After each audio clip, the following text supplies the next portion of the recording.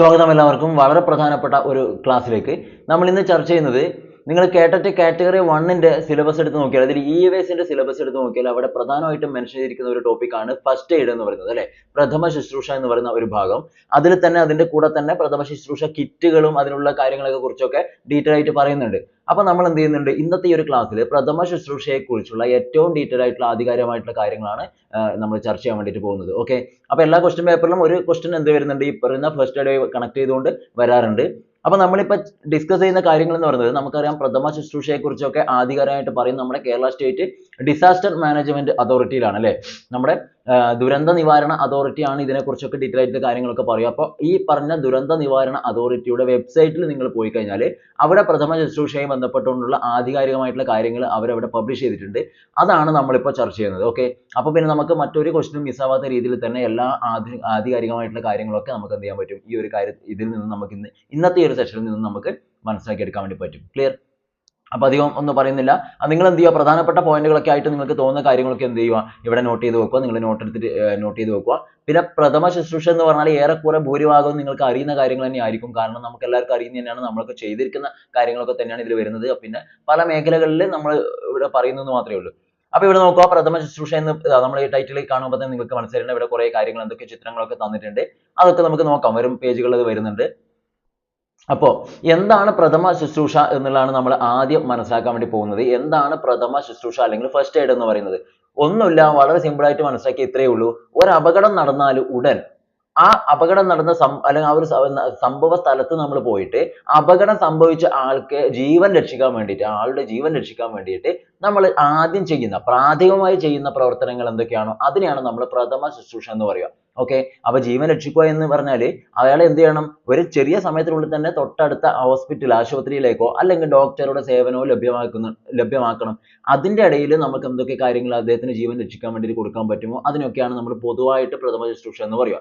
സംഭവങ്ങൾ എന്ന് പറഞ്ഞാൽ ഒന്നെങ്കിൽ റോഡ് അപകടങ്ങളാവാം, അല്ലെങ്കിൽ മറ്റുള്ള എന്തെങ്കിലും ഇപ്പോൾ പുകയൊക്കെ ശ്വസിച്ച് വിഷവാതകം ശ്വസിച്ചിട്ടുള്ള അപകടങ്ങളാവാം, അല്ലെങ്കിൽ പാമ്പ് കടി ഏൽക്കാം, അല്ലെങ്കിൽ ഹൃദയപരമായിട്ടുള്ള ഹൃദയാഘാതമോ അങ്ങനെയുള്ള എന്തെങ്കിലും ബുദ്ധിമുട്ടുകൾ ഉണ്ടാവാം, അല്ലെങ്കിൽ ചെറിയ പനിയോ തൊണ്ടവിനോ തലചുറ്റലോ കറങ്ങലോ എന്തും ആവാം.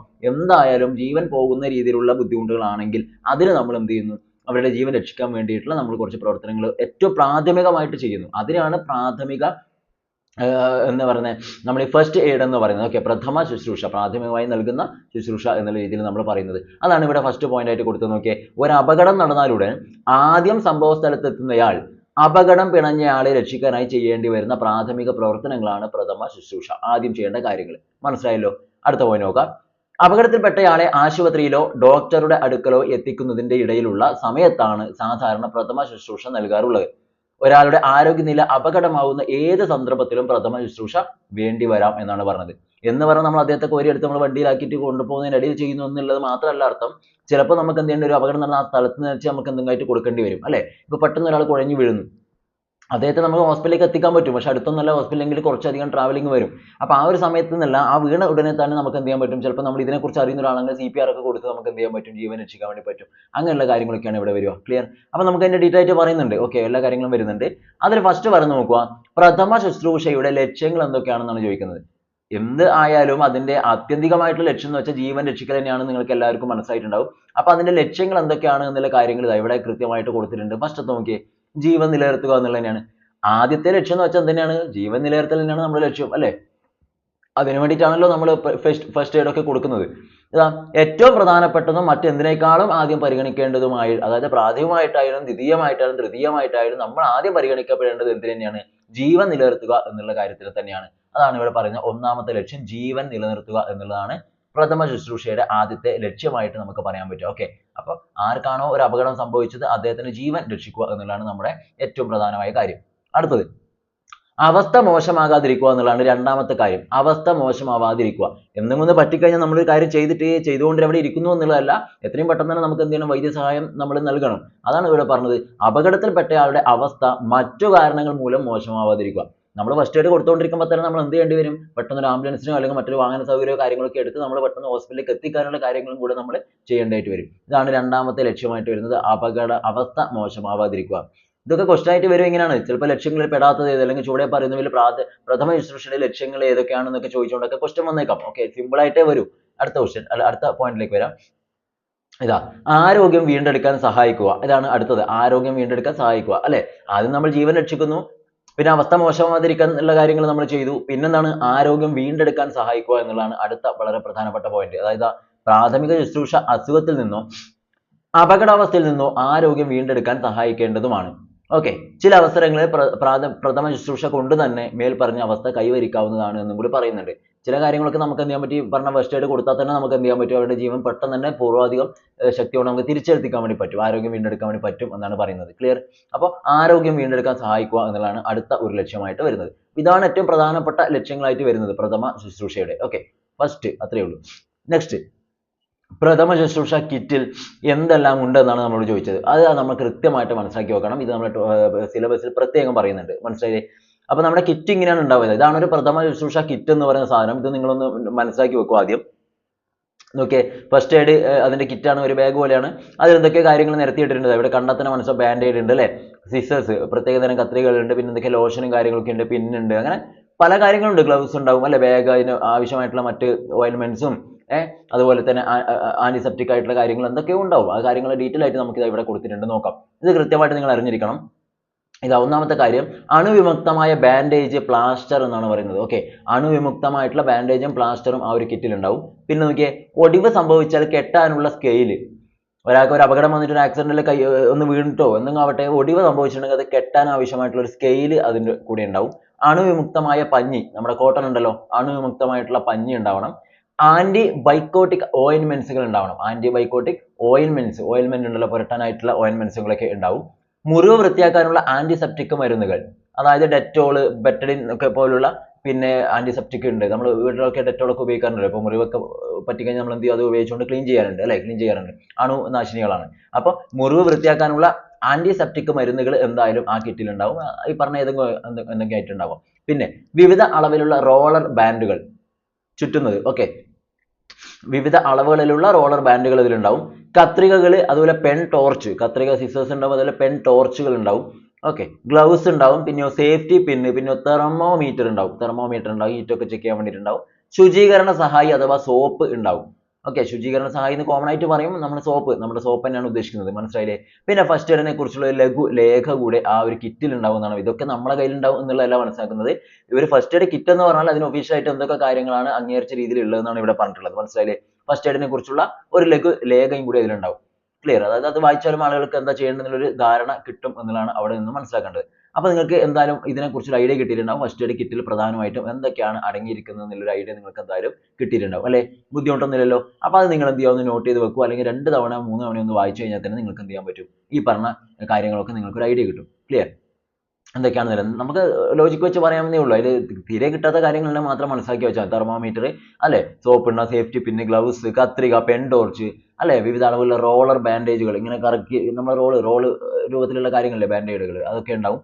അണുയുക്തമായിട്ടുള്ള പഞ്ഞികൾ ഉണ്ടാവും അല്ലെ, ഓയിൻമെന്റ്സ് ഉണ്ടാവും, അതുപോലെ ആന്റിസെപ്റ്റിക്കുകൾ ഉണ്ടാവും. അതിന് എക്സാമ്പിൾ ആണ് ഈ ഡെറ്റോള്, ബെറ്റഡിൻ പോലുള്ള കാര്യങ്ങളൊക്കെ. ക്ലിയർ? ഇതൊക്കെയാണ് ഒരു ഫസ്റ്റ് എയ്ഡ് കിറ്റിൽ അത്യാവശ്യം ഉണ്ടായിരിക്കേണ്ട കാര്യങ്ങൾ. ഇതിൽ കൂടുതലും ഉണ്ടാവാം എന്നുള്ള കാര്യം കൂടെ മനസ്സിലാക്കുക. ഇതാണ് നമ്മുടെ ഫസ്റ്റ് എയ്ഡ് കിറ്റിന്റെ ഒരു ചിത്രം ഇവിടെ തന്നിട്ടുള്ളത്. അതിൽ പറഞ്ഞ പ്രധാനപ്പെട്ട കാര്യങ്ങളൊക്കെ അടങ്ങിയിരിക്കുന്നതാണ് ഈ ഒരു കിറ്റ് എന്ന് പറയുന്ന സാധനം.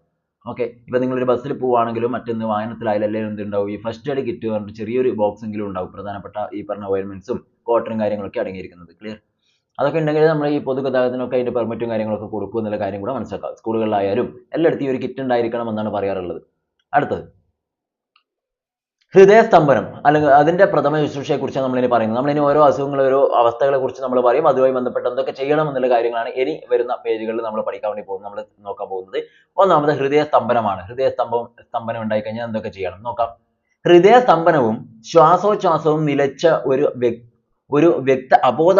വ്യക്തി അബോധാവസ്ഥയിലാവുന്ന അവസ്ഥയാണ് ഹൃദയസ്തംഭനം എന്ന് പറയുന്നത് എന്നാണ് പറയുന്നത്. അപ്പോൾ ഹൃദയസ്തംഭനം എന്താണെന്നുള്ള കാര്യം കൃത്യമായിട്ട് മനസ്സിലാക്കുക.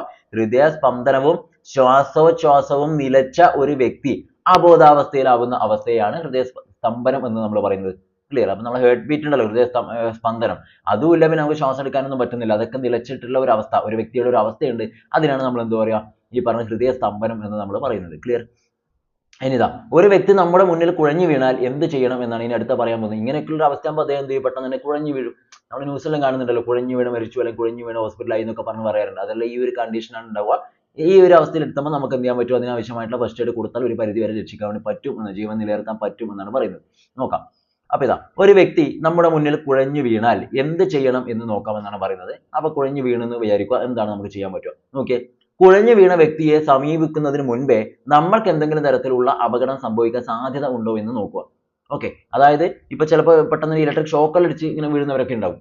അപ്പോൾ നമ്മളവിടെ പോകുമ്പോൾ നമുക്ക് ഷോക്ക് അടിക്കാതിരിക്കാനുള്ള കാര്യം നമ്മൾ ആദ്യം നോക്കണം. അതാണ് പറഞ്ഞത്, കുഴഞ്ഞു വീണ വ്യക്തിയെ സമീപിക്കുന്നതിന് മുൻപേ നമ്മൾക്ക് എന്തെങ്കിലും തരത്തിലുള്ള അപകടം സംഭവിക്കാൻ സാധ്യതയുണ്ടോ എന്ന് നമ്മൾ ആദ്യം നോക്കണം. അതൊക്കെ ഒഴിവാക്കിയിട്ട് വേണം നമ്മൾ അവിടേക്ക് പോകാൻ. ഓക്കെ, അല്ലാതെ ചാടി ഇങ്ങ് വീഴാൻ പാടില്ല. അപ്പൊ നമുക്ക് അപകടം സഹായിക്കാൻ പോകുന്നവർക്കും അപകടം ഉണ്ടാവും. അടുത്തത്, ഇറുകി കിടക്കുന്ന വസ്ത്രങ്ങളാണ് ആ വ്യക്തി ധരിച്ചിട്ടുള്ളത് എങ്കിൽ അത് അയഞ്ഞ രീതിയിലേക്ക് ആക്കുക. ടൈറ്റ് ആയിട്ടുള്ള ഡ്രസ്സോ കാര്യങ്ങളൊക്കെ ഉണ്ടെങ്കിൽ അതിന്റെ ബട്ടൺസോ കാര്യമോ സിപ്പോ അങ്ങനെ എന്തെങ്കിലും അതൊക്കെ ഒന്ന് ലൂസാക്കി വിടുക, ശരീരത്തിൽ ഒന്ന് ലൂസാക്കി വിടുക എന്നാണ് അവിടെ പറയുന്ന കാര്യം. അപ്പോൾ ഒന്നാമത്തെ കാര്യം മനസ്സിലായി, നമ്മുടെ സേഫ്റ്റി നോക്കുക. രണ്ടാമത്തെ, ഇറുകി കിടക്കുന്ന വസ്ത്രങ്ങളൊക്കെ ഉണ്ടെങ്കിൽ അത് എന്ത് ചെയ്യുക, അത് ഒന്ന് ക്ലിയർ ചെയ്തിട്ട് അയഞ്ഞ രീതിയിലേക്ക് മാറ്റണം. പിന്നെ പറഞ്ഞു നോക്കിയേ, രണ്ട് തോളെല്ലിലും ശക്തിയായി തട്ടി വിളിച്ച് രോഗി പ്രതികരിക്കുന്നുണ്ടോ എന്ന് നോക്കുക. ഇല്ലെങ്കിൽ ഉടനടി ആംബുലൻസ് വിളിക്കുക. ഓക്കെ, ഇങ്ങനെ വീണിട്ട് രണ്ട് നമ്മൾ തോളെല്ലുകൾ ഇങ്ങനെ തട്ടി വിളിക്കുന്നു. അങ്ങനെ വിളിക്കുന്ന സമയത്ത് അദ്ദേഹത്തിന് റിയാക്ട് ചെയ്യുന്നില്ലെങ്കിൽ എന്ത് ചെയ്യണം, ഉടനടി ആംബുലൻസിനെ വിളിക്കണം. ഹോസ്പിറ്റലിലേക്ക് എത്തിക്കുക എന്നുള്ളതാണല്ലോ നമ്മൾ ആദ്യത്തെ ലക്ഷ്യം. ഇനി എന്ത് ചെയ്യുക, രോഗി ശ്വാസം എടുക്കുന്നുണ്ടോ എന്ന് നോക്കുക. ഇല്ലെങ്കിൽ ഉടനെ CPR കൊടുക്കാൻ തയ്യാറാവുക എന്നാണ് പറയുന്നത്. രോഗിക്ക് ശ്വാസം വരുന്നുണ്ടോ നിങ്ങൾക്ക് ചെക്ക് ചെയ്താൽ മനസ്സിലാവും, ഒക്കെ നോക്കിയാൽ നമുക്ക് മനസ്സിലാവും. അപ്പൊ അങ്ങനെ ഇല്ല എന്നുണ്ടെങ്കിൽ എന്ത് ചെയ്യണം, ഉടനെ CPR കൊടുക്കാൻ തയ്യാറാവണം. CPR അതെന്താണെന്ന് ഇവിടെ പറയുന്നുണ്ട്. അപ്പൊ CPR ആണ് നമ്മൾ കൊടുക്കുക. ഓക്കെ, CPR നമ്മൾ കൊടുക്കാൻ റെഡി ആവണം എന്നാണ് പറഞ്ഞിട്ടുള്ളത്. അപ്പോൾ 3-4 കാര്യങ്ങളേ ഉള്ളൂ. നമ്മുടെ സേഫ്റ്റി നോക്കുന്നു, ഡ്രസ്സൊക്കെ ടൈറ്റ് ആയിട്ടുള്ളതാണെങ്കിൽ അതിനൊക്കെ ഒന്ന് അയഞ്ഞ രീതിയിലേക്ക് മാറ്റണം. പിന്നെ നമ്മൾ എന്ത് ചെയ്യുന്നു, മൊത്തത്തിലൊന്ന് തട്ടി നോക്കുന്നു, റിയാക്ട് ചെയ്യുന്നില്ലെങ്കിൽ ഉടനെ നമ്മൾ എന്ത് ചെയ്യുന്നു, ആംബുലൻസിനെ വിളിക്കണം. അല്ലെങ്കിൽ ഒരു ബുദ്ധിമുട്ട് നേരിട്ട് അപ്പോൾ തന്നെ ആംബുലൻസ് നിങ്ങൾ വിളിക്കുക. അതിനിടയിലാണ് നമ്മൾ ഈ പറഞ്ഞ കാര്യങ്ങളൊക്കെ ചെയ്യേണ്ടത്. പിന്നെ നിങ്ങൾ എന്ത് ചെയ്യണം, ശ്വാസം എടുക്കുന്നുണ്ടോ നോക്കണം. ശ്വാസം എടുക്കുന്നില്ല എങ്കിൽ നമ്മൾ എന്ത് ചെയ്യണം, ഈ പറഞ്ഞ CPR നമ്മൾ കൊടുക്കാൻ തയ്യാറാവണം.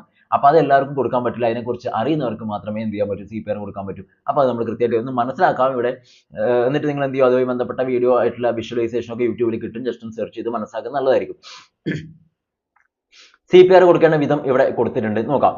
നിരപ്പായ കട്ടിയുള്ള പ്രതലത്തിൽ മുഖം മുകളിലേക്ക് ആകത്തക്ക വിധത്തിൽ മലർത്തി കിടത്തുക എന്നാണ് ആദ്യം പറഞ്ഞ കാര്യം. ഓക്കെ, ഇപ്പൊ റോഡിലാണ് വീഴുന്നെങ്കിൽ എന്ത് ചെയ്യുക, ഒരു വെയിലില്ലാത്ത ഒരു ഏരിയയിലൊക്കെ എന്ത് ചെയ്യുക, അദ്ദേഹത്തിന് നിരപ്പായ രീതിയിൽ തന്നെ എന്ത് ചെയ്യുക, നമ്മൾ എന്ത് ചെയ്യുക, അവിടെ കടത്തുക. എവിടെയാണോ അവിടെ വെച്ചിട്ട് ഓക്കെ, അവിടെ എന്ത് ചെയ്യുക, മലർത്തിയിട്ട് നിങ്ങൾ കിടത്തുക. മുഖം മുകളിലേക്ക് ആകത്തക്ക വിധത്തിൽ, മുഖം ഇങ്ങനെ മുകളിലേക്ക് വരുന്ന രീതിയിൽ തന്നെ കടത്തണം. മനസ്സിലായില്ലേ, ഇങ്ങനെ നോക്കാൻ പാടില്ല, നേരെ മുകളിലേക്ക് വരുന്ന രീതിയിൽ തന്നെ എന്ത് ചെയ്യുക, അദ്ദേഹത്തിനെ കടത്തുക. ഇതാണ് നിങ്ങൾ ആദ്യം ചെയ്യേണ്ട സ്റ്റെപ്പ്. CPRന്റെ ഫസ്റ്റ് സ്റ്റെപ്പ് കിട്ടി. ഓക്കെ, സെക്കൻഡ് വരുന്നത്, രോഗിയുടെ നെഞ്ചിന്റെ മധ്യഭാഗത്തുള്ള രോഗിയുടെ നെഞ്ചിന്റെ മധ്യഭാഗത്തുള്ള അസ്ഥിയുടെ നടുക്ക് നമ്മുടെ കൈ അമർത്തി 30 പ്രാവശ്യം മർദ്ദം കൊടുക്കുക എന്നാണ് പറയുന്നത്. ഇവിടെ പിക്ചറിലായിട്ട് കാണും. രോഗിയുടെ എന്ത് ചെയ്യണം, നെഞ്ചിന്റെ മധ്യഭാഗത്താണ് ഈ ഒരു പിക്ചറിൽ കാണും. ഈ ഒരു മധ്യഭാഗത്തോട്ട് നമ്മൾ എന്ത് ചെയ്യുക, നമ്മുടെ കൈ അമർത്തിയിട്ട് എന്ത് ചെയ്യണം, രണ്ട് കൈ അമർത്തിയിട്ട് 30 പ്രാവശ്യം പ്രഷർ കൊടുക്കുക. പ്രഷർ ഇങ്ങനെ കൊടുക്കുക. ഓക്കെ, 30 ആണെന്ന് നിങ്ങൾ പ്രഷർ കൊടുക്കുക. ക്ലിയർ? അങ്ങനെ കൊടുത്തിട്ട് നോക്കിയേ, ഒരു കൈപ്പത്തിയുടെ മുകളിൽ അടുത്ത കൈപ്പത്തി വെച്ച് തോളെല്ല് ശരീരത്തിൽ നിന്ന് 90 ഡിഗ്രി കോണിൽ വരത്തക്ക വിധത്തിലാവണം ഇതൊക്കെ ചെയ്യേണ്ടത്. അപ്പൊ നമ്മളെ പൊസിഷനാണ് ഇവിടെ പറഞ്ഞിട്ടുള്ളത്. നോക്കിയേ, നമ്മുടെ തോളെല്ല് ഇങ്ങനെ വരുന്നുണ്ട്, ഇങ്ങോട്ട് 90 ഡിഗ്രി, ഏകദേശം 90 ഡിഗ്രി വരുന്ന പോലെയാണ് നമ്മൾ നിൽക്കേണ്ടത്. എന്നിട്ട് വേണം നമ്മൾ പ്രഷർ കൊടുക്കാൻ. എന്നാലേ നമ്മൾ കറക്റ്റ് നമ്മുടെ കൈയും ഇതും കറക്റ്റ് പൊസിഷനിൽ വന്നാലേ നമുക്ക് എന്ത് ചെയ്യാൻ പറ്റുക, പ്രഷർ കൃത്യമായിട്ട് അവിടെ അപ്ലൈ ആവുള്ളൂ. അതിനാണ് അങ്ങനെ പറയുന്നത്. അപ്പൊ രോഗിയുടെ നെഞ്ചിന്റെ മധ്യഭാഗത്താണ് നമ്മൾ വെക്കേണ്ടത്. വെക്കുന്ന രീതി പറഞ്ഞിട്ടുണ്ട്. ഒരു കൈപ്പത്തിയുടെ മുകളിലായിരിക്കണം മറ്റേ കൈപ്പത്തി ഇങ്ങനെ വെക്കുന്നത്. ഇങ്ങനെയാണ് വെക്കുക. ക്ലിയർ? ഒരു കൈപ്പത്തിയുടെ മുകളിൽ തന്നെ മറ്റേ കൈപ്പത്തി നമ്മൾ വെച്ചിട്ടാണ് പ്രഷർ ചെയ്യുക. ക്ലിയർ? ഇവിടെ ചിത്രത്തിൽ കാണുന്നുണ്ടല്ലോ. ഇങ്ങനെ വെച്ചിട്ട് വേണം നിങ്ങൾ എന്ത് ചെയ്യാൻ. നമ്മുടെ കൈപ്പത്തി എന്ത് ചെയ്യണം, നമ്മുടെ തോളല് ശരീരത്തിൽ നിന്ന് 90 ഡിഗ്രി കോണളവിലേക്കാണ് വരേണ്ടത്. 90 ഡിഗ്രി കോണളവ് ഇങ്ങനെ ഏകദേശം ഇവിടെ 90 ഡിഗ്രി കോണളവ് വരും.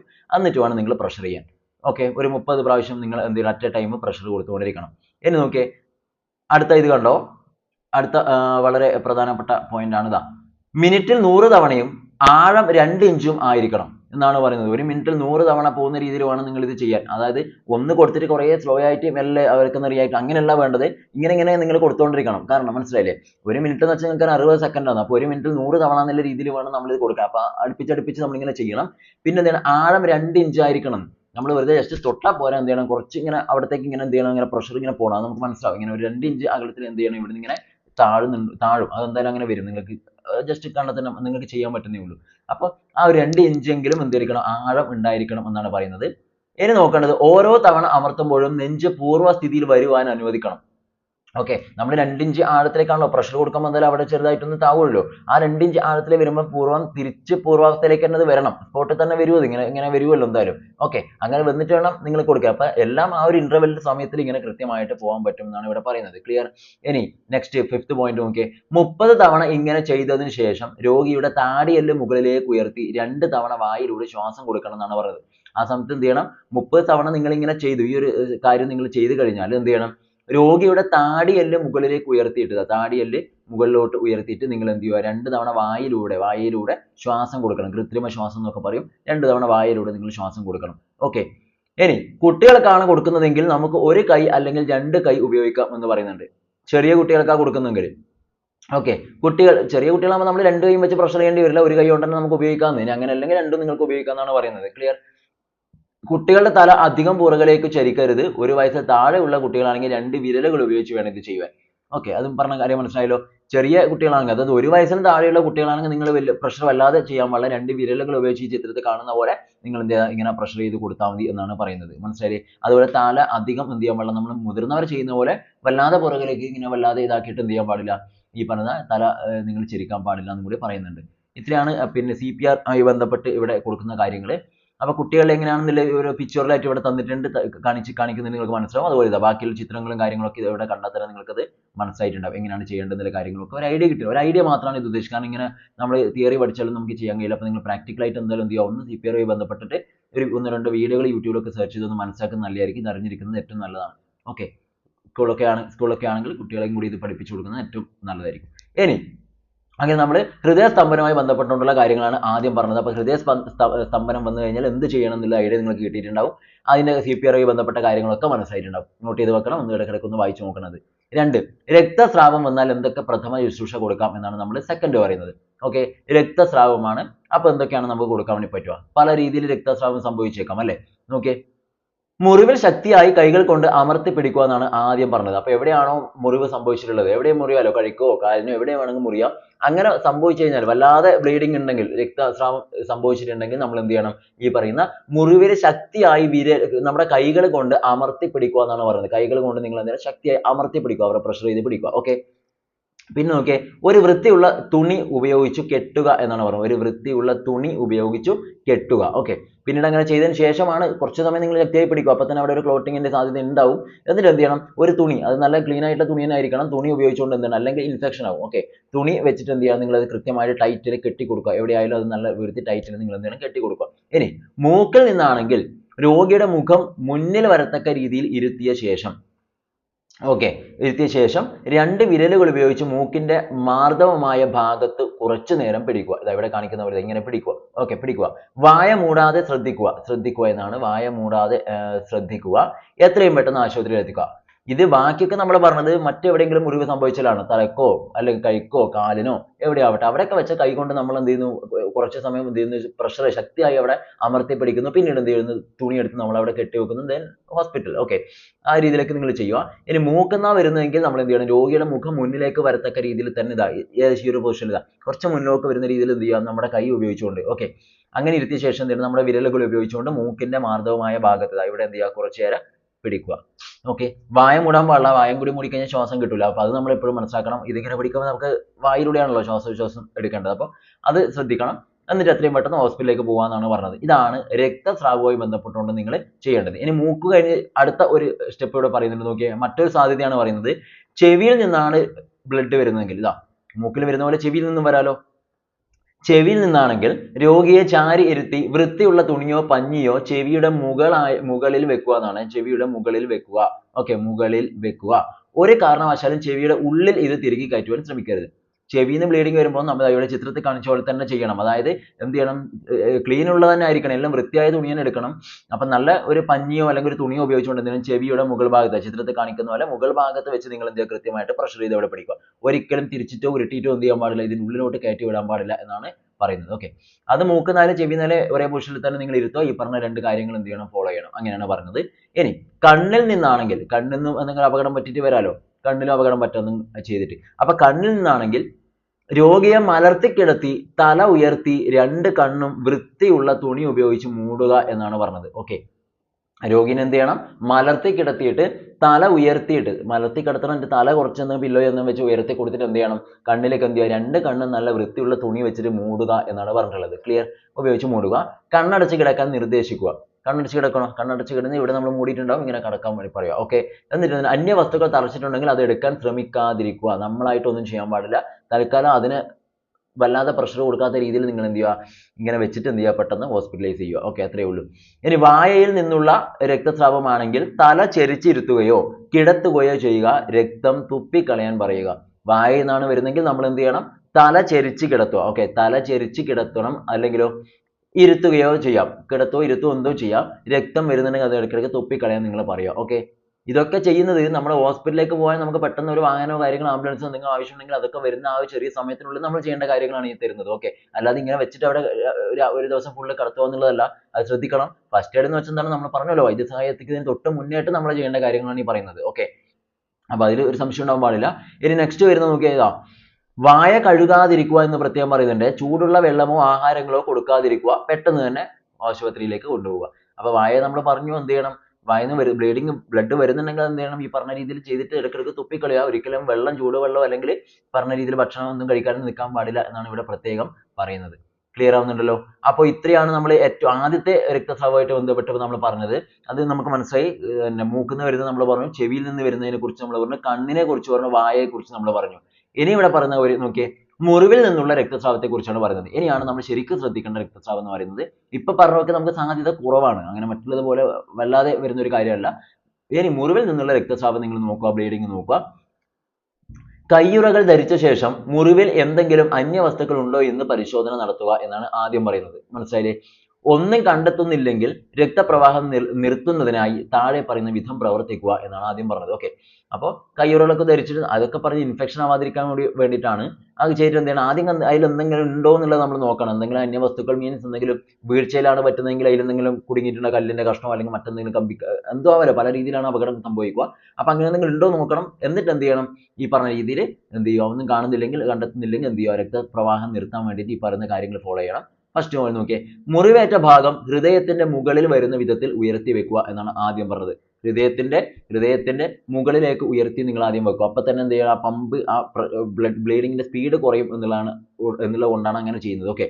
അടുത്തത്, അണുവിമുക്തമായ തുണിയോ പഞ്ഞിയോ മുറിവിന്മേൽ വെക്കുക. നമ്മൾ നേരത്തെ പറഞ്ഞ പോലെ തന്നെയാണ്. എന്ത് ചെയ്യണം, പ്രഷർ നമ്മൾ പറഞ്ഞല്ലോ ഇങ്ങനെ അവിടെ അമർത്തി പിടിക്കണം, അതേ സാധനം തന്നെയാണ്. അണുയുക്തമായിട്ടുള്ള തുണിയോ പഞ്ഞിയോ ഉപയോഗിച്ചുകൊണ്ട് നിങ്ങൾ എന്ത് ചെയ്യുക, മുറിവിന്റെ മേലെ വെക്കുക. കൈതലം കൊണ്ടോ വിരൽ കൊണ്ടോ അമർത്തി വെക്കുക. ഓക്കെ. ഇവിടെ കാണിച്ച പോലെ തന്നെയാണ്. നമ്മുടെ വിരലോ അല്ലെങ്കിൽ കൈ മൊത്തത്തിൽ ഉപയോഗിച്ചുകൊണ്ട് നിങ്ങൾക്ക് എന്ത് ചെയ്യാതെ അവിടെ അമർത്തി വെക്കാൻ വേണ്ടി പറ്റും. പിന്നെ പറഞ്ഞ കാര്യം നോക്കി, എന്താണെന്ന് നോക്കി, ബാൻഡേജ് ഉപയോഗിച്ച് സുരക്ഷിതമായി കെട്ടുക എന്നാണ് പറഞ്ഞത്. ബാൻഡേജ് അവൈലബിൾ ആണ്, നമ്മൾ ഉണ്ടല്ലോ, ഫസ്റ്റ് എയ്ഡ് കിറ്റ് ഒക്കെ ഉണ്ടല്ലോ. അപ്പോൾ ഇല്ലെങ്കിൽ നമുക്ക് ആ സമയത്ത് അതിന് പകരം മറ്റൊന്നാണോ കിട്ടുക, തുണിയോ എന്താണോ അത് വെച്ച് നമ്മൾ ചെയ്യുക. ഓക്കെ. ബാൻഡേജ് കൊണ്ട് നമ്മൾ സുരക്ഷിതമായി കെട്ടുക. പിന്നെ പറഞ്ഞ കാര്യം നോക്കിയേ, കുപ്പിച്ചില്ല് പോലെ വല്ലതും മുറിവിനകത്ത് കാണപ്പെടുന്നുണ്ടെങ്കിൽ മുറിവിൽ അമർത്തിപ്പിടിച്ച് രക്തപ്രവാഹം നിർത്താൻ ശ്രമിക്കരുത്. കാരണം കുപ്പിച്ചില്ല് പോലത്തെ അന്യവസ്തുക്കൾ അതിലുണ്ടെങ്കിൽ നമ്മൾ വീണ്ടും പ്രഷർ കൊടുത്താൽ എന്ത് ചെയ്യും, മുറിവ് കൂടുകയോ താഴത്തിലോട്ട് പോകും. അപ്പൊ അങ്ങനെ ആകുമ്പോൾ ഒന്നും ചെയ്യാൻ പാടില്ല. പെട്ടെന്ന് എന്ത് ചെയ്യണം, നമ്മൾ എത്രയും പെട്ടെന്ന് എങ്ങനെയായാലും ഹോസ്പിറ്റലിലേക്ക് എത്തുന്ന രീതിയിലുള്ള കാര്യങ്ങളൊക്കെ നിങ്ങൾ ചെയ്യുക. ഓക്കെ. പ്രഷർ ചെയ്യാതെ ജസ്റ്റ് തുണിയൊന്നും അവിടെ വെച്ചിട്ട് മാത്രം നിൽക്കുക. ഇത്രയാണ് നമ്മൾ മുറിവുമായി ബന്ധപ്പെട്ട കാര്യങ്ങൾ. നിങ്ങൾക്ക് ഐഡിയ കിട്ടിയിട്ടുണ്ടാവും. ഇതൊക്കെ ബന്ധപ്പെട്ട ക്വസ്റ്റ്യൻ വന്ന് നിങ്ങൾക്ക് ലോജിക് വെച്ചിട്ട് തന്നെ എന്ത് ചെയ്യാൻ പറ്റും, കറക്റ്റ് ഓപ്ഷൻ ആൻസറിലേക്ക് എത്താൻ പറ്റും. ഓക്കെ. അടുത്ത നോക്കിക്കോ. ഇത് നമ്മൾ മുറിവിന് ശേഷം പിന്നെ വരുന്നതാണ് അസ്ഥിഭംഗമാണ് എന്ന് വെച്ചാൽ നമ്മുടെ ഫ്രാക്ചർ ആണ്. നമ്മൾ ചിലപ്പോൾ ഇപ്പൊ വീഴ്ചയിൽ നമുക്ക് മുറിയണം തന്നെ ഇല്ലല്ലോ. ചിലപ്പോൾ മുറിവിന് പകരം എന്തായിരിക്കും, കൈ ഒടിയാനോ അല്ലെങ്കിൽ വിരലൊടിയാനോ കാലൊടിഞ്ഞു എന്നൊക്കെ നമ്മൾ പറയാറില്ലേ. എന്തെങ്കിലും ചെറിയ ചെറിയ അസ്ഥികളുമായി ബന്ധപ്പെട്ട പ്രശ്നങ്ങൾ വരാറുണ്ട്. അപ്പോൾ എന്ത് ചെയ്യണം, കാരണം കൂടുതൽ സ്കൂളുകളൊക്കെ കൂടുതൽ എന്തെങ്കിലും ഒന്നെങ്കിൽ മുറിവായിരിക്കും അല്ലെങ്കിൽ എന്തായിരിക്കും, ഈ പറഞ്ഞ കൈയൊടിയിൽ കാലൊടിയിൽ ഇങ്ങനെ വീങ്ങി വരും. ഓടി ഇറങ്ങി സ്റ്റെപ്പ് ഇറങ്ങുന്നതിനിടയിൽ ചിലപ്പോൾ പെട്ടെന്ന് വീണു പോകും. അങ്ങനെ പലതും സംഭവിക്കാം. അപ്പൊ ചെയ്യേണ്ട കാര്യങ്ങളെ കുറിച്ചാണ് ഇവിടെ നമ്മൾ പറയുന്നത്. കൃത്യമായിട്ട് നോക്കിക്കോ. ലക്ഷണങ്ങളെ കുറിച്ചാണ് പറയുന്നത്. നമ്മൾ അസ്ഥിഭംഗത്തിന്റെ ലക്ഷണങ്ങൾ, അതായത് ഒരു വീഴ്ച സംഭവിച്ചാൽ അപ്പൊ തന്നെ എല്ലാവർക്കും അങ്ങനെ എല്ലൊടിയണമെന്നോ വലിയ പൊട്ടണമെന്നോ അങ്ങനെ സ്ഥാനമാറ്റം സംഭവിക്കണമെന്നോ അങ്ങനെയൊന്നുമില്ല. ഡിസ്ലൊക്കേറ്റ് അങ്ങനെ ഒന്നുമില്ല. ചിലപ്പോൾ വന്നേക്കാം, ചിലപ്പോൾ വരാതിരിക്കാം. അപ്പൊ അതിന്റെ ലക്ഷണങ്ങളാണ് ഈ പറയുന്നത്. അസ്ഥിഭംഗത്തിന്റെ ലക്ഷണങ്ങളാണ് ഇവിടെ തന്നിട്ടുള്ളത്. നോക്കിയേ, ഒടിഞ്ഞ ഭാഗത്തും അടുത്തും വേദന, നീർക്കെട്ട്. ഓക്കെ. ഇപ്പൊ ഒരു സംഭവിച്ചപ്പോ കൈ കുത്തി വീണു, നമുക്ക് ഉറപ്പില്ല അവിടെ എന്തെങ്കിലും പറ്റിയിട്ടുണ്ടോ എന്നുള്ളത്. അപ്പൊ ആദ്യത്തെ സമയത്ത് ചിലപ്പോൾ വേദന ഉണ്ടാവും, പിന്നെ ഒന്നും തോന്നുന്നില്ല. അപ്പൊ നമ്മൾ ചിലപ്പം കാര്യമാക്കാതെ വിടും. അപ്പൊ ശ്രദ്ധിക്കേണ്ട കാര്യങ്ങൾ, ആ ഒടിഞ്ഞു നമുക്ക് തോന്നുന്ന ആ ഭാഗത്ത് അടുത്ത് എന്ത് ചെയ്യണം, നല്ല വേദനയോ അല്ലെങ്കിൽ നീർക്കെട്ടോ ഉണ്ടോ നിങ്ങൾ ശ്രദ്ധിക്കുക. നീർക്കെട്ടോ ഉണ്ടെങ്കിൽ അതെന്തായിരിക്കും, അസ്ഥിഭംഗത്തിന് കാരണമാകാം. നെക്സ്റ്റ്, അവയവത്തിന് വൈകല്യവും ശക്തിക്ഷയവും. ഇപ്പൊ നമ്മളെ വിരലൊക്കെയാണ് നമുക്ക് കൃത്യമായിട്ട് ഒന്നും ചെയ്യാൻ പറ്റുന്നത്, എന്തോ ഒരു പ്രശ്നമുള്ള പോലെ നമുക്ക് തോന്നും. ഓക്കെ, ഒരു ഫീൽ ചെയ്യും അത്. നെക്സ്റ്റ്, അവയവത്തിന്റെ സ്വാഭാവിക ചലനശേഷി നഷ്ടപ്പെടുക. ഇപ്പൊ വിരലൊക്കെ ഒടിഞ്ഞാൽ നമുക്ക് സാധാരണ അനക്കാൻ പറ്റുന്ന പോലെ നമുക്ക് എന്ത് ചെയ്യാൻ പറ്റില്ല, ഒന്നും ചെയ്യാൻ പറ്റില്ല. എന്തോ ഒരു പ്രശ്നം അവിടെ എന്തായാലും നമുക്ക് കൃത്യമായിട്ട് ചെയ്യാൻ പറ്റില്ല. പിന്നെ അസ്ഥികൾ ക്രമരഹിതമായി കാണപ്പെടുക. കുറച്ചും കൂടി ആയി കഴിഞ്ഞാൽ എന്താണ്, ഇവിടെ പൊടിഞ്ഞിട്ട് നമുക്ക് കൃത്യമായിട്ട് മനസ്സിലാവും ഇവിടുന്ന് എന്തോ ഒരു സാധനം ഇങ്ങനെ മാറിയ പോലെ തോന്നും നമുക്ക്. ഓക്കെ, അതാണ് എല്ല് ഒടിഞ്ഞു കഴിഞ്ഞാലൊക്കെയുള്ള ഒരു ബുദ്ധിമുട്ട്. അപ്പൊ ഇത്രയൊക്കെയാണ് നമ്മുടെ ലക്ഷണങ്ങളായിട്ട് ഇവിടെ കൊടുക്കുന്നത്. അങ്ങനെയൊക്കെ ഉണ്ടെങ്കിൽ നമ്മൾ എന്ത് ചെയ്യണം, ഉടനെ നമ്മൾ എന്ത് ചെയ്യണം, വാഹന സൗകര്യങ്ങൾ ഏർപ്പെടുത്തുക, ഹോസ്പിറ്റലിലേക്ക് എത്തിക്കണം. ഇനി അതിന്റെ മുന്നേ നമുക്ക് എന്ത് ചെയ്യാം, ഫസ്റ്റ് എയ്ഡ് എന്തൊക്കെ ചെയ്യാൻ പറ്റുന്നില്ല കാര്യങ്ങൾ നമുക്ക് നോക്കാൻ പറ്റും. ഓക്കെ, ഇപ്പോൾ സ്കൂളൊക്കെ ആണെങ്കിൽ കൂടുതൽ എല്ലാവരും ഇങ്ങനെ പിന്നെ ഹോസ്പിറ്റലിലേക്കൊന്നും ആദ്യം നോക്കാറില്ല. കാരണം അവരെ കൊണ്ട് പറ്റുന്ന രീതിയിൽ ചെയ്തിട്ട് എല്ലാ പാരൻസിനൊക്കെ വിളിക്കുകയാണ് ചെയ്യുക. അപ്പം സാഹചര്യം കൂടെ നോക്കിയിട്ട് പറ്റുമെങ്കിൽ നമ്മൾ എന്ത് ചെയ്യണം, വൈദ്യസഹായത്തിലേക്ക് തന്നെ എത്തിക്കണം. ഓക്കെ, നോക്കിക്കോ, പ്രഥമ ശുശ്രൂഷയെ കുറിച്ചാണ് പറയുന്നത്, അസ്ഥിഭംഗത്തിന്റെ. നോക്കാം നമുക്ക്. ഇതാ, ഒടിഞ്ഞ ഭാഗം ചലിപ്പിക്കാനാവാത്ത വിധം സ്ലിങ് അല്ലെങ്കിൽ സ്പ്ലിന്റ് എന്നിവ ഉപയോഗിച്ച് നിശ്ചലമാക്കി വെക്കുക എന്നാണ് പറയുന്നത്. അതായത് ഇവിടെ ഇങ്ങനെ ഒടിഞ്ഞു കഴിഞ്ഞാൽ നമ്മൾ ആ സ്കെയിൽ പോലത്തെ സാധനം ഉണ്ടല്ലോ നമ്മൾ നേരത്തെ പറഞ്ഞത്, അതാണ് ഉദ്ദേശിച്ചത്. അങ്ങനത്തെ സാധനങ്ങൾ വെച്ചിട്ട് അവിടെ കറക്റ്റ് വെച്ചിട്ട് എന്ത് ചെയ്യണം, അതിനെ അനങ്ങാതിരിക്കാൻ നിശ്ചലമാക്കിയിട്ട് അവിടെ ഇരിക്കുക. മറ്റേ സാധനം കെട്ടിയിട്ടോ നമ്മൾ സപ്പോർട്ടൊക്കെ കൊടുക്കാറുണ്ട്, ഒരു തുണി നമ്മൾ കെട്ടിയിട്ട്. അങ്ങനെയൊക്കെ പറ്റുമെങ്കിൽ അനക്കാത്ത രീതിയിൽ വെക്കാൻ വേണ്ടി നമ്മളെ കൊണ്ട് പറ്റുന്ന രീതിയിലുള്ള കാര്യങ്ങളൊക്കെ ചെയ്യുക എന്നാണ് പറഞ്ഞത്. ഓക്കെ, ഇനി നോക്കിയേ, പരിക്കേറ്റ ആളുടെ സൗകര്യം അനുസരിച്ച് വേദന അനുഭവപ്പെടാത്ത വിധമായിരിക്കണം പരിചരണം നൽകേണ്ടതെന്ന് പറഞ്ഞു അല്ലെ. പരിക്കേറ്റ ആളെ വീണ്ടും നമ്മൾ എന്ത് ചെയ്യണം, അങ്ങോട്ടും ഇങ്ങോട്ടും വലിച്ചൊന്നും ചെയ്യിക്കാൻ പാടില്ല.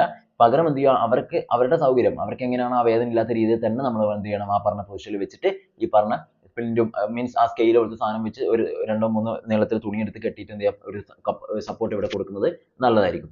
ഇനി നോക്കിയേ, രക്തം ഒഴുകുന്ന മുറിവുകൾ ഉണ്ടെങ്കിൽ അതിനനുസൃതമായ പ്രാഥമിക ശുശ്രൂഷ നൽകുക. ഇനിയിപ്പോൾ രക്തം കൂടി ബ്ലീഡിങ് കൂടി ഉണ്ടെങ്കിൽ, രക്തം ഇങ്ങനെ ഒഴുകി പോകുന്നുണ്ടെങ്കിൽ നമ്മൾ തൊട്ട് മുന്നേ പറഞ്ഞ കാര്യങ്ങളൊക്കെ ഒന്ന് എന്ത് ചെയ്യണം, ഒന്ന് ഫോളോ ചെയ്തിട്ട് വേണം നിങ്ങൾ ഈ പറഞ്ഞ കാര്യങ്ങളൊക്കെ ചെയ്യാൻ വേണ്ടിയിട്ട്.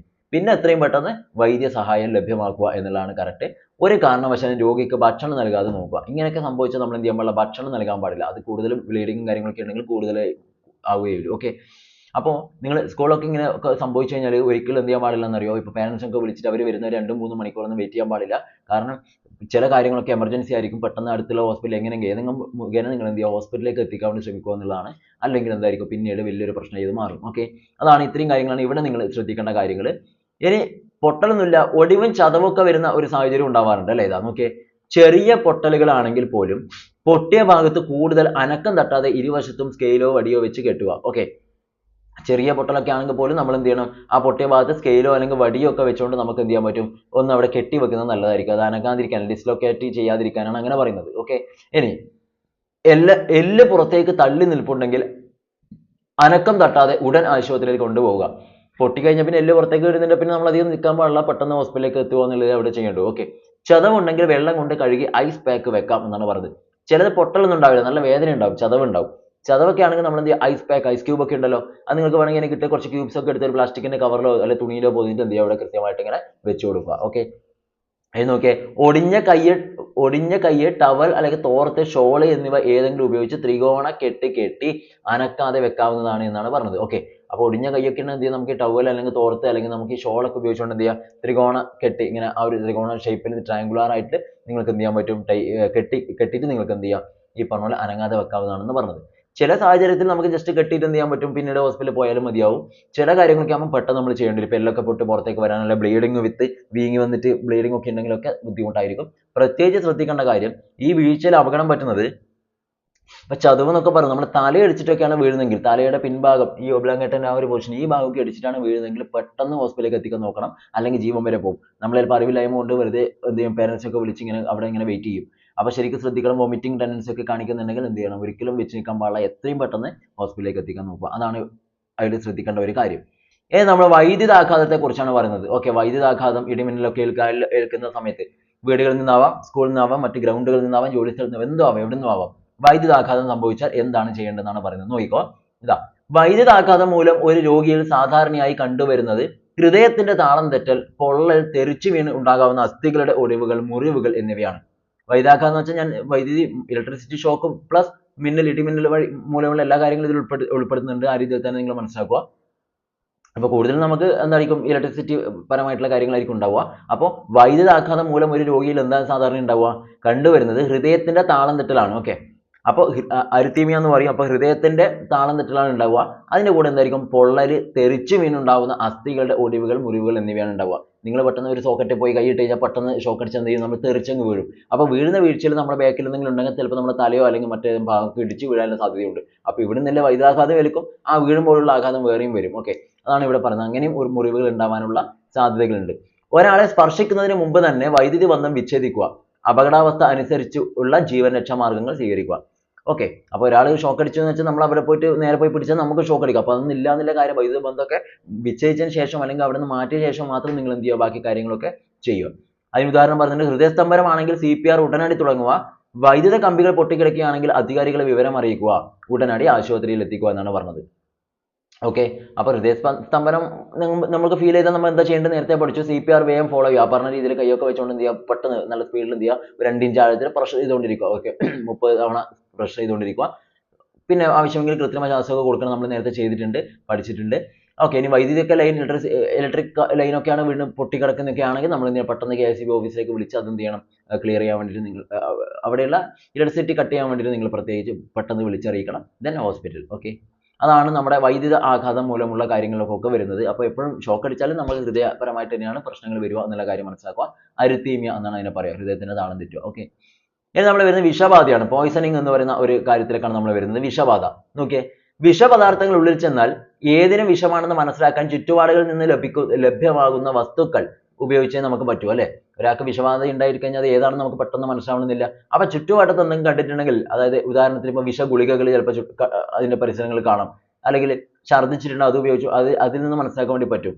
മുതലായവ ശേഖരിച്ച് ആശുപത്രിയിലേക്ക് പോകുമ്പോൾ കയ്യിൽ കരുതുക എന്നാണ് പറയുന്നത്. ഓക്കെ, വിഷപദാർത്ഥങ്ങൾ ഉള്ളിൽ ചെന്നുള്ള എന്ത് അപകടം നടന്നാലും നിങ്ങൾ എന്ത് ചെയ്യണം, ചുറ്റുവട്ടത്ത് ജസ്റ്റ് നിരീക്ഷിക്കുക. എന്തെങ്കിലും സാധനങ്ങൾ അവിടെ കണ്ടിട്ടുണ്ടെങ്കിൽ എന്ത് ചെയ്യുക, അത് എടുക്കണം. ഛർദ്ദിച്ചിട്ടുണ്ടെങ്കിൽ അതിന്റെ സാമ്പിളും കൂടി ശേഖരിച്ചിട്ട് വേണം ഹോസ്പിറ്റലിലേക്ക് പോകാൻ എന്നാണ് പറഞ്ഞത്. അത് പരിശോധിച്ചാൽ ഏത് വിഷമാണെന്ന് മനസ്സിലാക്കാൻ പറ്റും. ഉടനടി അതിന്റെ നെക്സ്റ്റ് നടപടി ഹോസ്പിറ്റലിൽ നിന്ന് ചെയ്യാൻ പറ്റും. ഓക്കെ, പിന്നെ അധിക സമയമുള്ള അതിനായി പാഴാക്കരുത് എന്ന് പറയുന്നത്, നിങ്ങൾ ഛർദ്ദിക്കാൻ പ്രേരിപ്പിക്കുകയോ വായിൽ കൈ കടത്തി ഛർദ്ദിപ്പിക്കുകയോ ചെയ്യരുത്. ഓക്കെ, ഛർദ്ദിച്ചില്ലെങ്കിൽ നമ്മൾ എന്ത് ചെയ്യുക, ഛർദ്ദിക്കുന്നവരെ വീട്ടിൽ നിന്ന് ഇങ്ങനെ കയ്യിലേക്ക് വായിട്ട് ഛർദ്ദിപ്പിക്കുകയോ അല്ലെങ്കിൽ അതിന് പ്രേരിപ്പിക്കുകയോ ഒന്നും ചെയ്യാൻ പാടില്ല. ഒരു സെക്കൻഡ് പോലും വെറുതെ കളയാൻ പാടില്ല എന്നാണ് പറയുന്നത്. എത്രയും പെട്ടെന്ന് പോകുന്ന സമയത്തൊന്നും കണ്ട അന്നേരം നിങ്ങൾ എടുത്ത് പോകാമെന്ന് മാത്രമേ പറയുന്നുള്ളൂ. ഓക്കെ, ഇനി രോഗി അബോധാവസ്ഥയിലാണെങ്കിൽ പുനരുജ്ജീവന പ്രക്രിയ മീൻസ് CR. ഓക്കെ, അത് നടത്തിക്കുക എന്നാണ് പറഞ്ഞത്. ക്ലിയർ. അബോധാവസ്ഥയിലാണെങ്കിൽ നമുക്ക് വേണമെങ്കിൽ എന്ത് ചെയ്യാം, നേരത്തെ പറഞ്ഞ CPR ഒക്കെ കൊടുക്കാം. അതൊക്കെ കൊടുത്ത് നമുക്ക് നോക്കാം. കൃത്രിമ ശ്വാസം കൊടുക്കുമ്പോഴും നമ്മൾ രോഗിയെ കൈകാര്യം ചെയ്യുമ്പോഴും പ്രത്യേക മുൻകരുതൽ നമ്മളും സ്വീകരിക്കണം എന്നാണ് ഇവിടെ പറയുന്നത്. കാരണം വിഷപദാർത്ഥമാണല്ലോ വായിലുള്ളത്, അപ്പോൾ നമുക്ക് ചിലപ്പോൾ ബുദ്ധിമുട്ട് വന്നേക്കാം. അപ്പോൾ കൃത്രിമ ശ്വാസമൊക്കെ കൊടുക്കുമ്പോൾ ശരിക്ക് ഒരകലം പാലിച്ചിട്ടൊക്കെ നിങ്ങൾക്ക് വേണമെങ്കിൽ ഇങ്ങനെയൊക്കെ കൊടുക്കാം. ക്ലിയർ. ഇനി ഭക്ഷ്യവിഷബാധയെ കുറിച്ചാണ് ഇവിടെ പറയുന്നത്. ഭക്ഷ്യവിഷബാധ ആണെങ്കിൽ അധികം പേടിക്കാൻ ഉണ്ടാവില്ല. ചെറിയ രീതിയിലൊക്കെ ആണെങ്കിൽ എന്ത് ചെയ്യുക, വിശ്രമിക്കാൻ അനുവദിക്കുക, ധാരാളം പാനീയങ്ങൾ കൊടുക്കുക, ആശുപത്രിയിൽ എത്തിക്കുക എന്നാണ് പറയുന്നത്. ചില ഫുഡൊക്കെ നിങ്ങൾ വാങ്ങിക്കഴിച്ചാൽ കുറച്ച് കഴിയുമ്പോൾ വയറുവേദന, ഛർദ്ദൽ, അങ്ങനെ പല ബുദ്ധിമുട്ടുകൾ ഉണ്ടാവും. അപ്പോൾ അത് ചെറിയ രീതിയിലൊക്കെ ആണെങ്കിൽ എന്ത് ചെയ്യുക, വിശ്രമിക്കുക, നന്നായിട്ട് വെള്ളം ഇടയ്ക്കിടയ്ക്ക് കുടിച്ചുകൊണ്ട് വിശ്രമിക്കുക. തീരെ പറ്റുന്നില്ലെങ്കിൽ നേരെ എന്ത് ചെയ്യുക, ഹോസ്പിറ്റലിലേക്ക് പോകുക എന്നാണ് പറഞ്ഞത്. അല്ലെങ്കിൽ എന്ത് ചെയ്യുക, ഓവറായിട്ടുണ്ടെങ്കിൽ പിന്നെ നേരെ എന്ത് ചെയ്യുക, ഈ വെള്ളമൊക്കെ കൊടുത്തുകൊണ്ട് നേരെ ഹോസ്പിറ്റലിലേക്ക് പോവുക. എന്നിരുന്നാലും എങ്ങനെയാലും അതിന്റെ ഫയൽ നമ്മൾ ഹോസ്പിറ്റലിൽ തന്നെയാണെന്നുള്ള കാര്യം ഓർത്തിരിക്കുക. ഇനി അടുത്ത ഒരു പ്രശ്നമാണ് തേനീച്ച അല്ലെങ്കിൽ കടന്നൽ അല്ലെങ്കിൽ പ്രാണികളൊക്കെ കുത്തിയാൽ നമ്മൾ എന്ത് ചെയ്യണം എന്നാണ് പറയുക. പ്രാണികളൊക്കെ കുത്തിയാൽ ഇൻസെക്ട് ബൈറ്റ്സ് ആണ് ഇവിടെ പറയുന്നത്. ഓക്കെ, തേനീച്ചാവാം, കടന്നലാവാം, മറ്റു പ്രാണികൾ എന്തോ ആവാം. ഒന്ന് ശ്രദ്ധാപൂർവ്വം മുള്ള് എടുത്ത് മാറ്റുക എന്നാണ്. ഈ തേനീച്ച പോലത്തെ സാധനങ്ങൾ വന്ന് കുത്തിയാൽ ഒരു സാധനം ഇങ്ങോട്ടൊക്കെ അതിൽ കുത്തി വിടും. നിങ്ങൾ കണ്ടാൽ മതി, ഒരു മുള്ളുണ്ട് അല്ലെ. ഇവിടെ ഒരു ചിത്രം കാണിച്ചിട്ടുണ്ട്, ഈ കാണുന്ന രീതിയിലുള്ള ഒരു മുള്ളുണ്ട്. ആ മുള്ള് പറ്റുമെങ്കിൽ എന്ത് ചെയ്യുക, നിങ്ങൾ സാധാരണ ശ്രദ്ധാപൂർവ്വം അത് എടുത്ത് കളയുക എന്നാണ് പറഞ്ഞത്. അതിനായി ഒരിക്കലും വിരലുകളാൽ അമിതമർദ്ദം ഏൽപ്പിക്കുകയോ ഉപകരണങ്ങൾ കൊണ്ട് ഞെക്കിയെടുക്കാൻ ശ്രമിക്കുകയോ ചെയ്യരുത്. ഒന്നിനും നമ്മൾ ഓവറായിട്ടൊന്നും ചെയ്യാൻ പാടില്ല. കിട്ടുന്നതാണെങ്കിൽ മാത്രം എടുക്കുക, അല്ലെങ്കിൽ അവിടെ തന്നെ വെക്കുക. ഓക്കെ, വിഷം ഉള്ളിലേക്ക് കടക്കാൻ ഇടയാക്കും. ഇങ്ങനെ നമ്മൾ വല്ലാതെ പ്രഷറൊക്കെ ചെയ്താൽ അതിലെന്ന വിഷം ഉണ്ടെങ്കിൽ അത് ഉള്ളിലേക്ക് കിടക്കാനുള്ള ഒരു കാരണം ആവും എന്നുള്ള കാര്യമാണ് പറയുന്നത്. വേദനയും നീർവീക്കവും മാറാനായി ഐസ് വൃത്തിയുള്ള തുണിയിലെടുത്ത് കടിയേറ്റ ഭാഗത്ത് അമർത്തി പിടിക്കുക. അപ്പോൾ ഈ നീർക്കെട്ട് വന്നാലോ അല്ലെങ്കിൽ വേദനയൊക്കെ വന്നാൽ അത് മാറാനാണ് ഈ ഐസ് ക്യൂബ്സ് ഒക്കെ വെച്ചുകൊണ്ട് ഐസ് പാക്ക് വെക്കാൻ വേണ്ടി പറയുന്നത്. ഐസ് പാക്ക് വെക്കാൻ പറയുന്നത് അത് ഇവിടെ നമുക്ക് എന്ത് ചെയ്യാൻ പറ്റും, വെക്കാൻ പറ്റും. അലർജി ഉണ്ടാകാൻ സാധ്യത ഉള്ളതിനാൽ ഉടനെ ആശുപത്രിയിൽ എത്തിക്കുക. അപ്പോൾ ഇതൊക്കെ കടിച്ചു കഴിഞ്ഞാൽ എന്തായാലും അലർജിയും കാര്യങ്ങളൊക്കെ ഉണ്ടാവും. ക്ലിയർ. കടന്നലൊക്കെ കടിച്ച് എത്രയും പെട്ടെന്ന് ഹോസ്പിറ്റലിലേക്ക് എത്തിക്കണം, മരണം വരെ സംഭവിക്കുമെന്നുള്ള കാര്യം കൂടെ ഓർത്തിരിക്കുക. പാമ്പ് കടിയേറ്റാൽ എന്താണ് ശ്രദ്ധിക്കേണ്ടതാണ് അടുത്തത്, സ്നേക്ക് ബൈറ്റ്. ഓക്കെ, ഓരോ അസുഖങ്ങൾ ഓരോ അവസ്ഥകളാണ് പറയുന്നത്. അതിനൊക്കെ നമ്മൾ എന്താണ് പ്രാഥമികമായിട്ട് ചെയ്യേണ്ടതെന്നാണല്ലോ നമ്മൾ നോക്കുന്നത്. പാമ്പ് കടിയേറ്റാൽ ചെയ്യേണ്ട കാര്യങ്ങൾ നോക്കിയേ. രോഗിയെ ആദ്യം സമാധാനിപ്പിക്കലാണ് നമ്മൾ ചെയ്യേണ്ടത്. കാരണം പേടിച്ചു കഴിഞ്ഞാൽ എന്താ, നമ്മുടെ ഹേർട്ട് ബീറ്റ് കൂടും. ഹേർട്ട് ബീറ്റ് കൂടുമ്പോൾ ഉറപ്പായിട്ട് ബ്ലഡിന്റെ പമ്പിങ് കൂടും, സ്പീഡ് കൂടും. അങ്ങനെ സ്പീഡ് കൂടുമ്പോൾ ഈ വിഷപദാർത്ഥങ്ങളൊക്കെയാണ് പെട്ടെന്ന് എല്ലാവരും എത്തേണ്ടിടത്തേക്ക് എത്തും. അത് വളരെ പ്രശ്നത്തിലേക്ക് വരും. അതുകൊണ്ടാണ് പറയുന്നത് രോഗിയെ ആദ്യം സമാധാനിപ്പിക്കണം. ഒരു കാരണവശാലും പേടിക്കാൻ പാടില്ല. പരിഭ്രാന്തരായാൽ രക്തചംക്രമണം കൂടുകയും അത് വിഷം ശരീരത്തിൽ എളുപ്പത്തിൽ വ്യാപിക്കാൻ ഇടയാവുകയും ചെയ്യും. ഇതാണ് പറഞ്ഞ കാര്യം. ഓക്കെ, അപ്പോൾ ഒരിക്കലും അവരെ പേടിപ്പിക്കാൻ പാടില്ല. എന്ത് ചെയ്യും, നമ്മൾ കൂളാവുക, ചുറ്റുവട്ടത്തിരിക്കുന്നവരൊക്കെ കൂളാവുക, അവരെ എന്ത് ചെയ്യുക, സമാധാനിപ്പിച്ചിട്ട് വേണം ബാക്കി കാര്യങ്ങൾ ചെയ്യാൻ.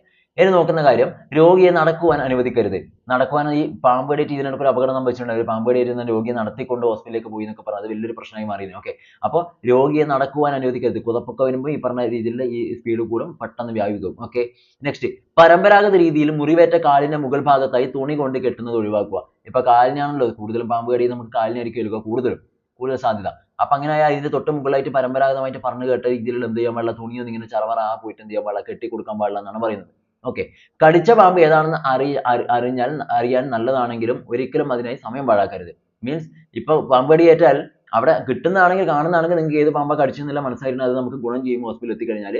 പക്ഷെ അതിനായിട്ട് എന്ത് ചെയ്യാൻ പാടില്ല, രോഗി അവിടെ കിടത്തിയിട്ട് നമ്മുടെ പാമ്പിന്റെ പിന്നാലെ പോകാൻ പാടില്ല, ഏതാണ് അതിനായിട്ട് സമയം കളയാൻ പാടില്ല എന്നാണ് പറഞ്ഞിരിക്കുന്നത്. ഓക്കെ, ഇത്രയാണ് പാമ്പ് കടിയുമായി ബന്ധപ്പെട്ട കാര്യങ്ങൾ. ദെൻ പെട്ടെന്ന് ഹോസ്പിറ്റൽ, അത്രയേ ഉള്ളൂ. അടുത്തത് പൊള്ളലാണ്. പൊള്ളൽ ഏറ്റാൽ എന്ത് നമ്മൾ ചെയ്യണം എന്നാണ് അടുത്തത് ഇവിടെ പറയുന്നത്. നോക്കിയേ, പൊള്ളലേറ്റ ഭാഗം സാധാരണ ജലത്തിൽ കഴുകുക. അതായത് ഐസ് അല്ലെങ്കിൽ പേസ്റ്റ് എന്നിവ ഉപയോഗിക്കരുത് എന്ന് പ്രത്യേകം പറയുന്നുണ്ട്. പൊള്ളലേറ്റ് കഴിഞ്ഞാൽ ആദ്യം എന്ത് ചെയ്യണം, സാധാരണ ജലത്തിൽ നിങ്ങൾ അത് കഴുകണം എന്നാണ് പറയുന്നത്. കുറെ ആൾക്കാർ ടൂത്ത് പേസ്റ്റ് ഒക്കെ തേച്ചിട്ട് അവിടെ ഇങ്ങനെ വെക്കുന്നുണ്ട്, അത് ഉപയോഗിക്കാൻ പാടില്ല എന്നാണ് ഇവിടെ പറയുന്നത്. നോക്കാം, പൊള്ളലേറ്റ ഭാഗത്ത് പറ്റിപ്പിടിച്ചിരിക്കുന്ന വസ്ത്രം ബലമായി വലിച്ചെടുക്കുന്നത് ഒഴിവാക്കുക. ഓക്കെ, പൊള്ളലേറ്റ ഭാഗത്ത് ചിലപ്പോൾ നമ്മുടെ വസ്ത്രങ്ങൾ ഇങ്ങനെ പറ്റി പിടിച്ചിട്ടുണ്ട്, ചില ടൈപ്പ് മെറ്റീരിയൽ ഒക്കെ ചെയ്ത് അതിങ്ങനെ ഉരുകിയിട്ട് ഇങ്ങനെ കൂടും. അപ്പൊ നിങ്ങൾ വലിച്ചെടുത്താൽ എന്ത് ചെയ്യാൻ പറ്റും, നമ്മുടെ സ്കിൻ അടക്കം പറഞ്ഞിങ്ങനെ വരും, അത് വലിയ കൂടുതൽ പ്രശ്നങ്ങൾ ഉണ്ടാക്കും. ക്ലിയർ. അടുത്തത്, പൊള്ളലേറ്റ ആൾക്ക് ബോധമുണ്ടെങ്കിൽ ധാരാളം വെള്ളം കൊടുക്കുക. ബോധമുണ്ടെങ്കിൽ എന്ത് ചെയ്യണം, നമ്മൾ വെള്ളം കൊടുക്കണം, ഒരുപാട് വെള്ളം കൊടുക്കുക. ഓക്കെ, പൊള്ളലേറ്റ ഭാഗത്ത് കുമിളകൾ പൊട്ടിക്കരുത്. സ്വാഭാവികമായിട്ട് അവിടെ കുമിളകൾ വരും, അത് പൊട്ടിക്കാൻ പാടില്ല. എത്രയും പെട്ടെന്ന് ഹോസ്പിറ്റലൈസ് ചെയ്യുക, എത്രയും പെട്ടെന്ന് ആശുപത്രിയിലേക്ക് കൊണ്ടുപോവുക എന്നാണ് ഇവിടെ പറയുന്നത്. ഇതാണ് പൊള്ളലുമായി ബന്ധപ്പെട്ട കാര്യങ്ങൾ. ഓക്കെ, ഇനി അടുത്ത ഒരു അവസ്ഥയാണ് പറയുന്നത്, വെള്ളത്തിൽ മുങ്ങിയുള്ള ബുദ്ധിമുട്ടുകൾ ഉണ്ടാവും. ചില ആളുകൾ എന്ത് ചെയ്യാൻ പറ്റും, വെള്ളം കുളിക്കാനും ഇതിലൊക്കെ പോകുമ്പോൾ നീന്താനൊന്നും അറിയാത്ത ആളുകളുണ്ടെങ്കിൽ എന്ത് ചെയ്യും, മുങ്ങിപ്പോവും. അപ്പം നമ്മൾ മറ്റാരെങ്കിലും പോയി രക്ഷിക്കും, അപ്പൊ അതിനിടയിൽ അവരുടെ ബോധമൊക്കെ പോയിട്ടുണ്ടാവും. അപ്പൊ എന്ത് ചെയ്യണം നോക്കാം. വെള്ളത്തിൽ മുങ്ങിയുള്ള വ്യക്തിയെ പുറത്തെടുത്ത ശേഷം നിരപ്പായ കട്ടിയുള്ള പ്രതലത്തിൽ മുഖം ആകത്തക്ക വിധത്തിൽ മലർത്തി കിടത്തുക. ഓക്കെ, പറഞ്ഞ കാര്യം മനസ്സിലായി നോക്കുക. വെള്ളത്തിൽ മുങ്ങിയുള്ള വ്യക്തി നമ്മൾ എടുത്ത ശേഷം എന്ത് ചെയ്യണം, നിരപ്പായ കട്ടിയുള്ള പ്രതലത്തിൽ എന്ത് ചെയ്യണം, ഈ പറഞ്ഞ രീതിയിൽ എന്ത് ചെയ്യണം, മലർത്തിയിട്ട് കിടത്തണം. മുഖം പിന്നെ പ്രതലത്തിലാകുന്ന രീതിയിൽ മലർത്തി കിടത്തുക എന്നാണ് പറയുന്നത്. ഈ രീതിയിൽ ഇവിടെ ചിത്രം തന്നിട്ടുണ്ട്, ഇങ്ങനെ നിങ്ങൾ കടത്തുക. ഇതാണ് ആദ്യം പറഞ്ഞ കാര്യം. ഇനി പ്രതികരണവും ശ്വാസവും ഇല്ലെങ്കിൽ ഉടൻ തന്നെ സമയം കളയാതെ നെഞ്ചിൽ മർദ്ദം കൊടുത്തുകൊണ്ട് നമ്മുടെ CPR ആരംഭിക്കുക. ബോധമില്ലെങ്കിൽ, പ്രതികരണമൊന്നും ഇല്ലെങ്കിൽ, ശ്വാസം എടുക്കുന്നില്ല എങ്കിൽ നമ്മൾ എന്ത് ചെയ്യണം, പെട്ടെന്ന് എന്ത് ചെയ്യണം, സമയം കളയാതെ ദെൻ നെക്സ്റ്റ് സ്റ്റെപ്പ് CPRലേക്ക് പോവുക. ഇനി വയറിൽ അമർത്തി വെള്ളം പുറത്തേക്ക് കളയാൻ ശ്രമിക്കരുത്. നമ്മൾ ചില വീഡിയോയിലൊക്കെ മുന്നേ ഒക്കെ കണ്ടിട്ടുണ്ടെങ്കിൽ ഇങ്ങനെ അമർത്തുമ്പോൾ ഇതിലിങ്ങനെ വരുന്നത് ചെയ്യരുത്. അത് വെള്ളം ശ്വാസകോശത്തിൽ കയറുവാൻ ഇടയാക്കും. അങ്ങനെ ചെയ്താൽ ശ്വാസകോശത്തിലേക്കും വെള്ളം കയറും, അത് പിന്നെ വീണ്ടും ശ്വാസം ബ്ലോക്ക് ചെയ്ത് വലിയ പ്രശ്നമാകും. ഓക്കെ, മരണം വരെ സംഭവിക്കും. വായയിൽ അന്യ പദാർത്ഥങ്ങൾ എന്തെങ്കിലും ഉണ്ടെങ്കിൽ മാത്രം വിരലിട്ട് എടുക്കാൻ ശ്രമിക്കുക. വെറുതെ വായിൽ ഒന്നും കൊണ്ട് നോക്കരുത്. എന്തെങ്കിലും ഉണ്ടെങ്കിൽ അത് എന്ത് ചെയ്യുക, പറ്റുമെങ്കിൽ എടുക്കുക. എത്രയും പെട്ടെന്ന് ആശുപത്രിയിൽ എത്തിക്കുക. ഇതാണ് മുങ്ങി ബോധം പോയി കഴിഞ്ഞാൽ നമ്മൾ ചെയ്യേണ്ട കാര്യങ്ങൾ. ഓക്കെ, വെള്ളത്തിലൊക്കെ മുങ്ങി കഴിഞ്ഞാൽ കുട്ടികളൊക്കെ ഉണ്ടാവുമല്ലോ, തൊട്ടടുത്തൊക്കെ എന്തെങ്കിലും വെള്ളക്കെട്ടോ കാര്യങ്ങളൊക്കെ ഉണ്ടെങ്കിൽ ഈ സംഭവിച്ചാൽ ഇങ്ങനെയൊക്കെ നമുക്ക് ചെയ്യാം. ഓക്കെ, ഇതാണ് അവിടെ നമ്മൾ ശ്രദ്ധിക്കേണ്ട കാര്യങ്ങൾ. അപ്പോൾ ഇത്രയാണ് നമ്മുടെ പ്രാഥമിക ശുശ്രൂഷയെ ബന്ധപ്പെട്ടുകൊണ്ട് നമ്മുടെ പിന്നെ ഗവൺമെന്റ് ഓഫ് കേരളയുടെ ഈ പറഞ്ഞ ദുരന്ത നിവാരണ അതോറിറ്റി വെബ്സൈറ്റിൽ കൊടുത്തിട്ടുള്ള കാര്യങ്ങൾ. അപ്പോൾ ഈ കാര്യങ്ങളൊക്കെ നിങ്ങൾ എന്ത് ചെയ്യുക, കൃത്യമായിട്ട് ഫോളോ ചെയ്താൽ തന്നെ നമുക്ക് എന്ത് ചെയ്യാൻ പറ്റും, അത്യാവശ്യം മനസ്സിലാക്കാൻ പറ്റും. എന്തെങ്കിലും ക്വസ്റ്റ്യൻ വന്നാൽ ഉറപ്പായിട്ടും സ്കോർ ചെയ്യാൻ പറ്റും. പിന്നെ മറ്റൊരു കാര്യം കൂടെ, ഈ പറഞ്ഞ ഫസ്റ്റ് എയ്ഡ് ദിനം പ്രഥമ ശുശ്രൂഷ ദിനമായിട്ട് ആചരിക്കാറുണ്ട്. അത് വരുന്നത് എല്ലാ വർഷവും സെപ്റ്റംബർ മാസത്തെ 2ാമത്തെ ശനിയാഴ്ചയാണ് കേട്ടോ. സെപ്റ്റംബർ മാസത്തിലെ 2ാമത്തെ ശനിയാഴ്ചയാണ് നമ്മൾ എന്ത് ചെയ്യുക, 2ാം ശനി ഉണ്ടല്ലോ, 2ാമത്തെ ശനിയാഴ്ചയാണ് നമ്മൾ എന്ത് ചെയ്യാറുള്ളത്, പ്രഥമ ശുശ്രൂഷ ദിനമായിട്ട് ആചരിക്കുന്നത് എന്നുള്ള കാര്യം കൂടെ ഓർത്തിരിക്കുക. അപ്പോൾ ഇത്രയും കാര്യങ്ങൾ നിങ്ങൾക്ക് മനസ്സിലായിരിക്കുന്നു. അപ്പോൾ ഈ ഒരു ഇത് ഞാൻ ഒരു കാര്യം, ഈ നോട്ട്സ് നിങ്ങൾക്ക് ഞാൻ വേണമെങ്കിൽ എന്ത് ചെയ്യുക, ഇതിന്റെ PDF ഞാൻ ഒരു കാര്യം ചെയ്യാം, നമ്മുടെ ഈ വീഡിയോ ഡിസ്ക്രിപ്ഷനിലും കൊടുത്തേക്കാം, ലിങ്ക് കൊടുക്കുക, അതിൽ ക്ലിക്ക് ചെയ്ത് നിങ്ങൾ ഡൗൺലോഡ് എടുത്തു, അങ്ങനെ ഞാൻ കൊടുക്കാം. അതാകുമ്പോൾ നിങ്ങൾക്ക് ഇടയ്ക്കിടയ്ക്ക് വായിച്ചത് മനസ്സിലാക്കാം. ഓക്കെ, ഞാൻ അതിൽ കൊടുത്തേക്കാം, നിങ്ങൾക്കത് ഫോളോ ചെയ്യാം. ക്ലിയർ. അപ്പോൾ ഇന്നത്തെ ഈ ഒരു സെഷൻ നിങ്ങൾക്ക് യൂസ്ഫുൾ ആയിട്ടുണ്ടെങ്കിൽ തീർച്ചയായിട്ടും ഒരു ലൈക്ക് ചെയ്യുക. ഇഷ്ടപ്പെട്ട കമൻറ്റ്, നിങ്ങളുടെ അഭിപ്രായങ്ങളും നിർദ്ദേശങ്ങളൊക്കെ കമൻ്റായിട്ട് രേഖപ്പെടുത്താനും കൂടെ ശ്രദ്ധിക്കുക. ഓക്കെ, അടുത്ത സെഷനിൽ കാണാം. Thank you.